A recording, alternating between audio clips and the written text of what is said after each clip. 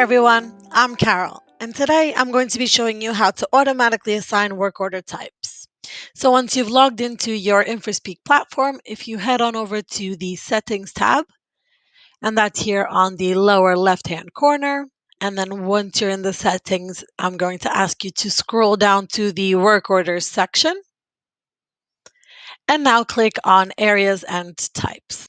Once you are here, you can then select a work order area. So I'm going to choose HVAC. And let's say I'm going to select the work order type noise, and I'm going to click on Edit.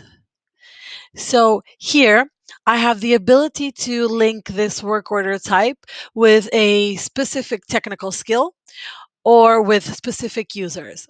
Or even if you wish, you can do it with both. You can link it to a technical skill. So for example, to someone with the technical skill of HVAC, and then you can scroll down and link it to a user as well. So I'm going to link Jonathan Pierce as well to this work order type. Okay. Once you've ticked the responsible users or technical skills that you want to link to this work order type, all you have to do is click on OK, and that will automatically set up your work orders. Okay. Thank you very much, and thanks for watching. Bye.